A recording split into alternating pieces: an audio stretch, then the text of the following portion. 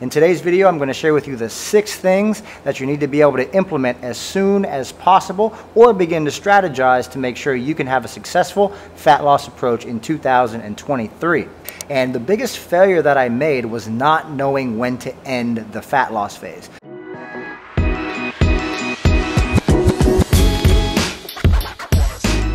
Coach William Grazione here, owner of The Educated Dieter, and in today's video we're talking about the 6 things that you need to make sure that you can implement into your next fat loss attempt. Starting 2023, everybody's going to be jumping on the New Year's resolution bandwagon, and it's a good idea that you decide to do this smart and to do this for the last time so you can make sure that you can end the proverbial yo-yo diet that you've been on for the last 5 years plus and do it the right way. In today's video, I'm going to share with you the 6 things that you need to be able to implement as soon as possible or begin to strategize to make sure you can have a successful fat loss approach in 2023. The number one thing is going to be keeping carbs in the diet.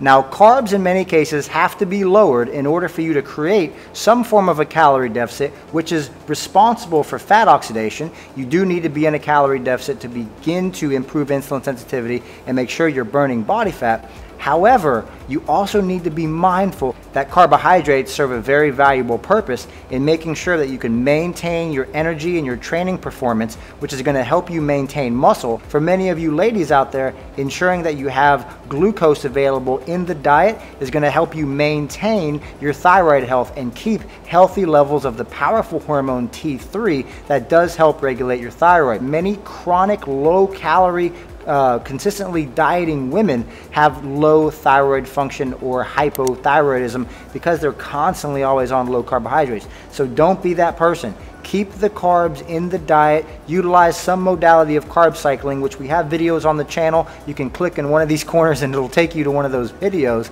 But make sure you keep the carbs in the diet. Number 2 is going to be make sure you can maintain some level of understanding with regards to your recoverability.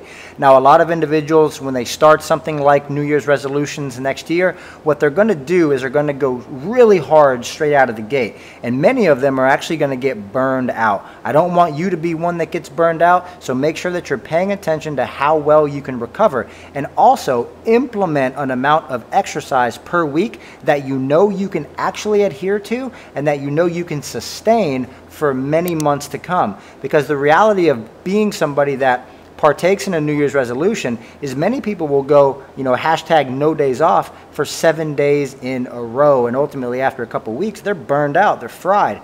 So rather, what I would say is think about maybe training 4 days per week, or maybe implementing a couple cardio sessions and building up from there. The other thing that you would want to consider if you are a female is that being on a low-calorie diet for a chronic period of time paired with a lot of exercise is the #1 leading cause of hypothalamic amenorrhea. This is actually something that we help females with a lot in our business, is actually helping them get their periods back, feeding the machine, building more muscle tissue, and improving their overall hormonal health. Number 3 is going to be supporting your natural hormones with supplementation. Now, many of the individuals that I've had the tremendous opportunity to coach inside of the last 13 years, many of them understand that with goals that are associated with getting very lean, looking the way that you want to look on the beach, or maintaining a very toned, lean six-pack year-round, for many of them, if they push too hard, they could begin to develop something called metabolic adaptation. Now, metabolic adaptation is essentially a down-regulatory response that your body goes through as a means to keep you alive during a time when calories are low and cardio and exercise is very high. So as a side effect of that, what typically happens is that various sex hormones and thyroid hormones begin to turn down as you have lowered your calories. So think about your metabolism as almost being like a light switch. See, I have a bunch of lights on me right now, but if I can crank those up, metabolism's operating better, it's healthier, sex hormones are thriving. But if I turn these lights down, then it's going to be dark. Not as many sex hormones and metabolic hormones are going to be thriving. So be mindful that the next time you push yourself on low calories, you will experience metabolic adaptation. So it's important to support your natural physiology, specifically your testosterone, your thyroid, and various other things, maybe progesterone and the calming hormones for women, but support these things with natural supplementation that can help you out your next fat loss journey. And the number 4 thing is going to be utilizing some modality of carbohydrate cycling and or using diet breaks. If you follow me on my channel here, you're going to learn a lot about how to implement carbohydrate cycling and diet breaks for sustainable fat loss over the course of time. I talk about it a lot in my other videos, so I won't spend too much time talking about it here, but implementing these breaks has been essential for me to be able to reach the body composition that I have and help a lot of our clients here at The Educated Dieter reach the results that they've been able to acquire, which I will be sharing with you guys in just about all of my videos because I want to show our work. I'm very proud of our clients. And the number 5 thing that I think is definitely one of the most important is you have to create a predetermined exit strategy for your next diet. You see, a lot of people start, but they don't have the exit in mind.